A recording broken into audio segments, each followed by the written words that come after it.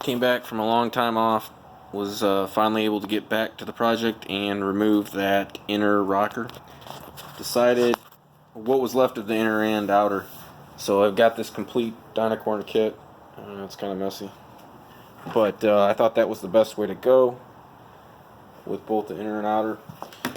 It'll just be a lot easier than trying to get one of those parts at National Parts Depot that doesn't fit. So I just went to big shout out to that Kentucky Mustang, ordering some parts there. They seem to be dimensionally a little bit more correct than the stuff I'm getting from NPD. So I think in the long run I'm just going to use them.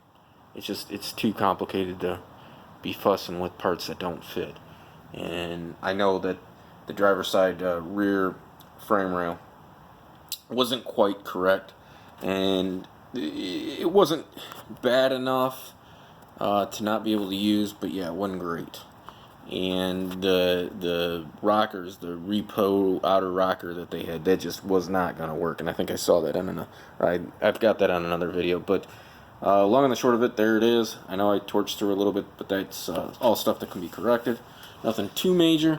And the one thing to note is it does dip a little bit. And sorry for that light. This isn't the best.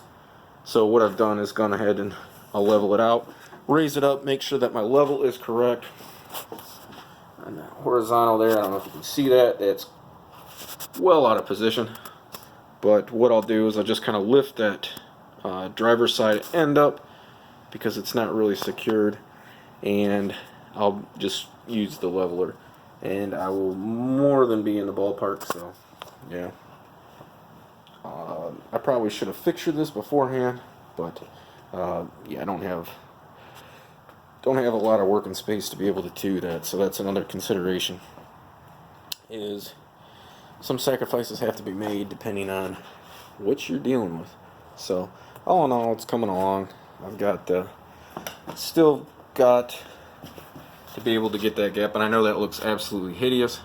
But you can kind of see where it's lifted up, and again, this thing isn't dimensionally correct, but that gap there, I wanted to get that beat down as much as I can, so I'm going to try to drive some sheet metal screws through there, see how that goes, and finish laying down the tacks, and I'll just go all the way around. On the other end, I'll probably go ahead and do the spot weld when I can get in there, so it's just a matter of time before I can get back to that side, but I want to get this secured more than anything so I can get that roof line done, get the wheel well on, and start to clean up this mess. So yeah, it's pretty nasty, so that's where it stands. So alright, I know this video's been a little long, so peace.